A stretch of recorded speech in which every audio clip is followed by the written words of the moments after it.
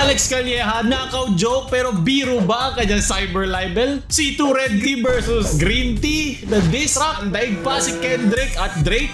C2 na green diss ba? Lamar and Drake is shaking. So for Latina, Called being Filipino.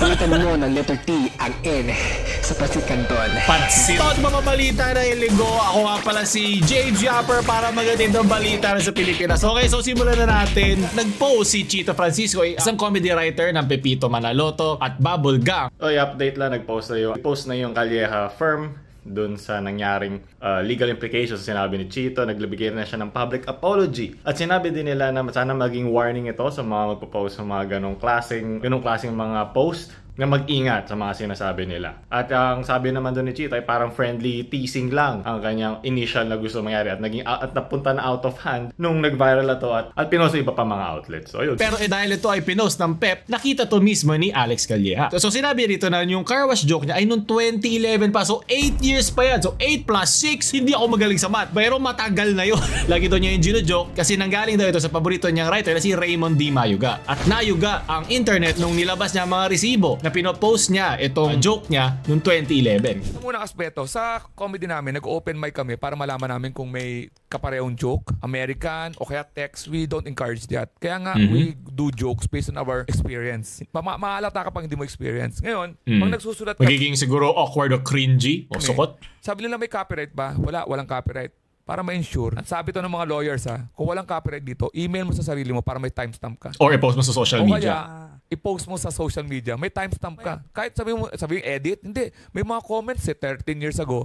Nung lumabas yun, nasa isang isang event ako. Saan saya-saya ng buhay ko para yan. Pero kailangan ko sagutin kasi medyo may tinawag na nakaw medyo masakit yan sa isang... Hindi lang masakit. Pag nakaw, nag-open up ka na ng mga legal implications kasi pwede nilang aralin bakit kailangan mo sabihin na ninakaw ito. Diba? Nakaw is stealing. Stealing is against the law. So, syempre dahil ito ay isang joke, hindi mo na mismo i-criminalize yung pagkuha ng joke. Pero, yung magiging epekto nito sa kanyang hanap buhay. Kasi ano ba siya? Komedyante siya. So, para mo sinabihan ko isang basketball player, yung pagtira niyan, gumagamit yan ng bakal contraption kaya laging sure ball yan. So, pag sinabi mo yun, online, maapektuhan nito yung pagkuha sa player niya kasi malalaman ng tao na dinadaya lang niya yung mga shots niya, pwede ito makapekto sa hanap buhay niya. At dito papasok yung libel. Dito mapapasok yung defamation, yung pwede maapektuhan yung kanyang livelihood.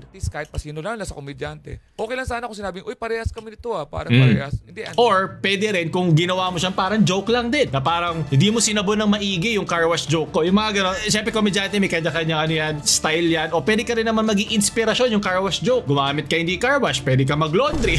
Marami naman paraan dyan. At kung creative ka enough na writer, maintindihan mo yun. Nakaw. O kumuha ka pa pagkakailangan mo. So, gano'n. Writer siya si... Kilala mo siya? Hindi ko siya kilala personally.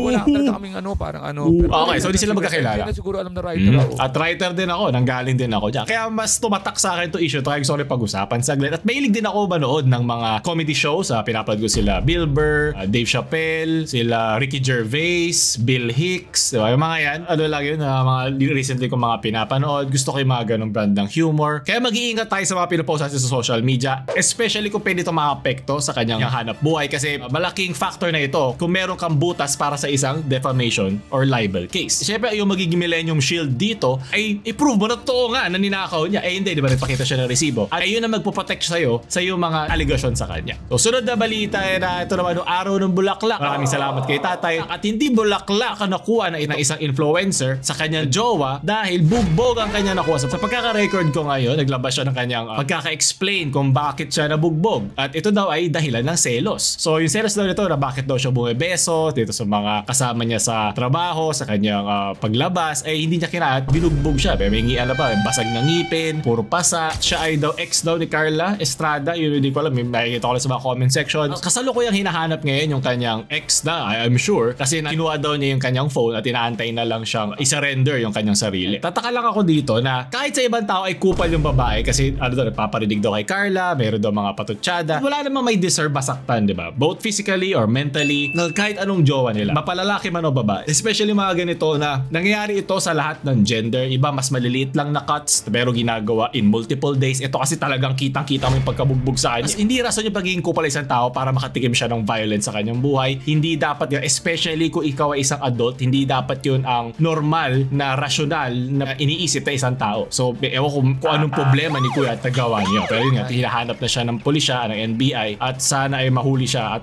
naway hindi siya mabugbog sa kulungan. So, Jewel ko, mahal baby ko, wag mo pang bibili to, bawal pa. Oh, bawal. Yung 20 pesos mo gawin natin, 20k sa presinto. Ginawa mo pa accomplice to the crime si Jewel. Ang galing. Paalam kita, mahal din magpiyansa. Bawal po yan. Yan po ay defacement. Ayon sa Presidential Decree number 247, acts of defacement of Philippine currency are prohibited. Papa-defacement ba niya ng pera o ng tao, diba? So, good luck na lang sa'yo. Sunod! When they think it's a normal fit but they don't know what I'm hiding. Ano yan, please? Okay na yun kasi ma-demonetize. Leche. Malapit na V-Day. Sino gusto ng cake? Row a separate ways. Dahil ka pa ng bangaw. Ano yung Ben Bangaw? Ay, kasi writer ako, boy. Naisip ko, baka mag-copyright sa akin. Ay, ilalagay ko na. I-comment nyo na yung Ben Bangaw ngayon para meron akong timestamp. No, thank you.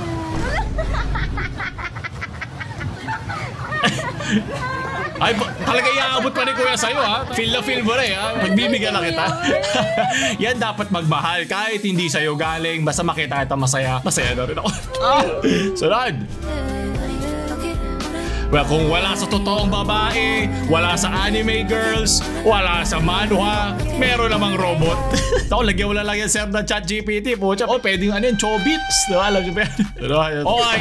Kakasabi ko lang, bawal ang violence, ha? Okay, nice edit. Nice ChatGPT. Nabali yung leg ni Kuya sa sobrang bilis. Ano ba to? Sobrang Latina. I have one Spanish. Hindi ko to mag-gets. Pero ewan ko baka thing to ng parang sa sobrang tagal ba natin nasakop ng Espanyol. Ito na yung ating trauma bonding. Gusto na din natin mag-Spanish. Gusto natin maging Latina. Okay, sunod. Uy, okay.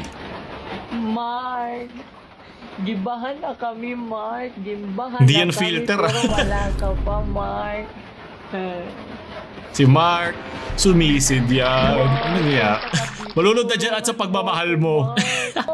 Ito sa mga Pilipino nakakahanap pa rin sila ng paraan para sumaya kahit ay pag-break sa kanila o nasa ilalim sila ng tubig. Di ko lang bakit.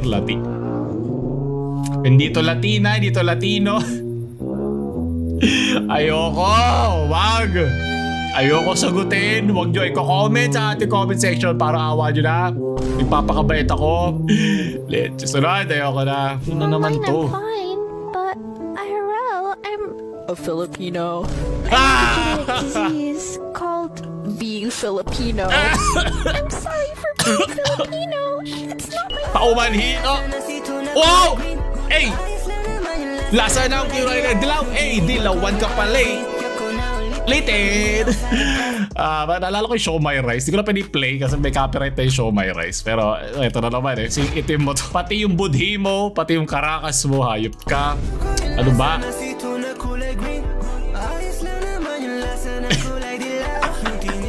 Oh, God. Ang dami pa pala niya kanta eh, no? Oh! Hey!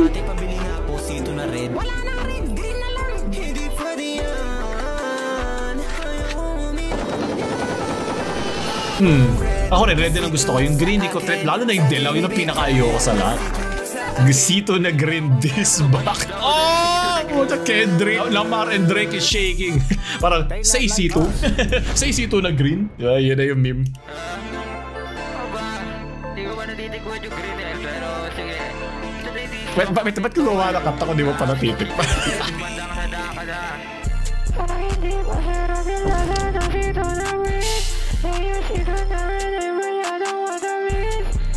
Mas naintindihan ko pa yung bass kesa doon sa mismo lyrics. Ate, pabili ka. Ito na green. Oh! Okay, gumawa din siya ng conversational lyrical pattern parang kanina. Eh, Oh. Napakita lang sa pumunta. Gusto ko yung red. Lagay sa akin. Ayaw ko na rin sa sito na green. Ang pangit. narinig ko pa yun. Yung laway yung patulo na. Eh! How! How! Bago niya na to. Basura. Ako yung nag-produce na. Mga bagay na ayaw marinig sa iyong magulang. Nag-hype ako para sa iyo, hayop ka. Tulungan mo ko. Ano, di pala to disback. Gusto mo rin pala ng pula. Yung to disback, peaceback to eh. Sunod, 1 kay red, -1 kay green. Kawawa naman siguro yung hinanap niya ang pasahero. At moving. I'm not moving. Hindi nga yan move it, joyride nga. Move. Naipit ba siya? Baka naman fan lang siya nito. Yari ka. Problemado siya sa mundo ng mga hindi. I'm not. Ayoko mag-see to the green. Ano na naman yan? Palitan mo ng letter T ang N sa Pansit Canton. Pansit Canton? Relax, mga dilawan. Dark humor lang yan. Maganda yung tawa niya. Okay, di ko gets, pero abakulan lang ako sa sito na green. Tarad. Ako nga, nagpas pa rin ako sa Taiwan. Antayin niyo yung vlog natin doon. Ano yan? Ganito mahalin ng tatay mo eh, no? Yung mga alaga niya kaysa sa'yo. Kaya natapalitan mo na ako ng mga manok mo. Wow, sarap. Ay, nakakasabi